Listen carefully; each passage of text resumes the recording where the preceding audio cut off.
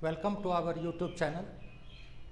Today we will study basic concepts of chemistry, which is lesson 1 of standard 11, and it is first video or part 1. Under this video we will study law of chemical combination. There are 5 laws of chemical combination. Laws of chemical combination, when formation of compound is governed by 5 basic laws.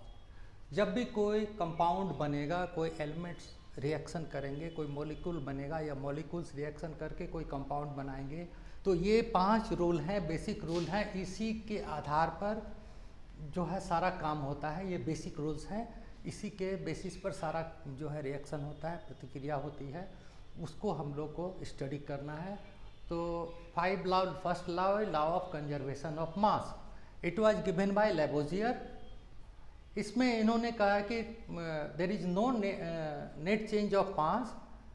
कोई भी जब भी reaction होगा, कुछ होगा, तो net change नहीं होगा। टोटल मास रिएक्शन, जो रिएक्शन के एक दूसरे साइड और एक साइड और दूसरे साइड दोनों बराबर होंगे। मास का लॉस नहीं होगा और सेम नंबर ऑफ एटम्स जो होंगे each element on both side of the equation same होंगे, उधर दोनों मिला करके सेम होगा, इसलिए किसी तरह का कोई लॉस नहीं होगा। तो ये कंजर्वेशन ऑफ मास है। इसमें इसके हिसाब से matter can neither be created not destroyed. New matter कोई भी है वो नहीं बनेगा। पूरे सिस्टम में जो है उसी से कुछ बनेगा और घटेगा, लेकिन ओवरऑल जो है कोई न्यू मैटर उसमें नहीं बनेगा। तो that is known as law of conservation of mass. Actually ये पार्ट है आपका कंजर्वेशन लॉ का। कंजर्वेशन लॉ जो है उसमें बताया गया कि total magnitude of a closed system remain unchange. Conservation law के अंदर जो उसके अंदर सारा कोई भी रिएक्शन होता है तो टोटल मास अनचेंज होगा, एनर्जी अनचेंज होगा, चार्ज और मोमेंटम भी चेंज नहीं होगा। सिर्फ इस साइड से उस साइड ट्रांसफ़र हो जाएगा, बट टोटल ओवरऑल जो है वहाँ चेंज नहीं होगा। तो यही कंजर्वेशन लॉ है। उसी का एक पार्ट आपको दिया हुआ है, लॉ ऑफ कंजर्वेशन ऑफ मास। और इसी रूल को फंडामेंटल मान करके ये जो है, जो आइंस्टीन ने इन्होंने जो निकाला था E=mc², ये भी इसी रूल को ध्यान में रखते हुए ये बना था कि energy, mass is converted into energy. And उसके बाद जो न्यूट्रिनो का जो खोज हुआ था, बीटा डिके ऑफ न्यूक्लियस जो है, वो भी इसी प्रिंसिपल से हुआ था कि एक कोई मटेरियल एक्स्ट्रा निकला है जिसका जो है नाम न्यूट्रिनो रखा गया है। तो ये हो गया first law of conservation of mass. Now second one is law of definite proportion by mass. Law of definite proportion ये जे प्रॉस्ट ने दिया था। इसमें इनका ये कहना है कि ए compound always contain exactly the same proportion of element by weight. Compound चाहे नेचर से मिले, चाहे लैब में बनाए या जहाँ से भी, उसमें जो कंस्टिट्यूएंट है उसका वो हमेशा फिक्स्ड होगा। जैसे हाइड्रोजन में ये वाटर में जो है H2 और O, इसका जो रेशियो है बाय वेट बाय मास, इसका वो फिक्स रेशियो में होगा, चाहे जिस सोर्स से मिला हो। बस ये इन्होंने कहा, इसलिए यहाँ मास है।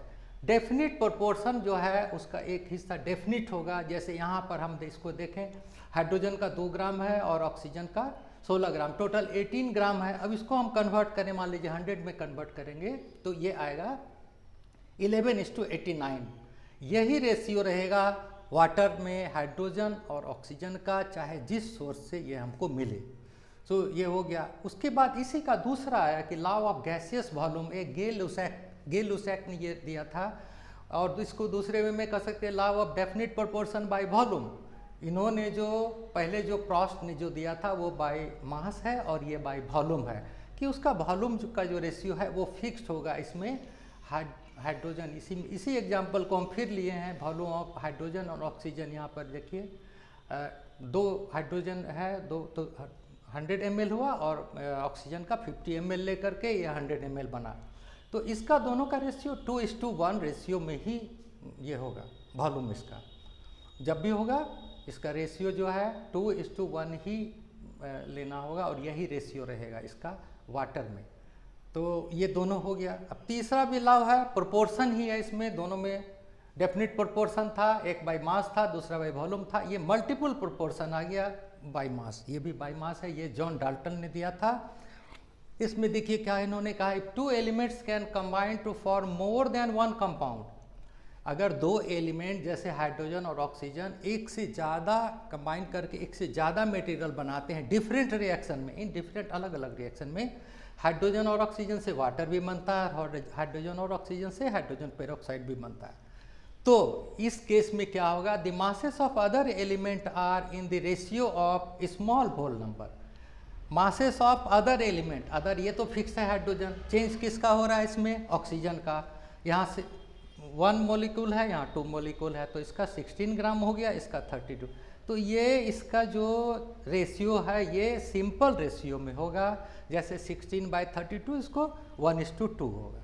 तो यही चीज़ इन्होंने बताया कि if two elements can combine to form more than one compound different reactions में, तो मासेस ऑफ अदर एलिमेंट या सेकंड एलिमेंट, जैसे ऑक्सीजन यहाँ सेकंड हुआ, फर्स्ट ये हुआ, तो उसका जो है रेशियो सिंपल रेशियो होगा, फ्रैक्शन में नहीं आएगा, 1:2 होगा।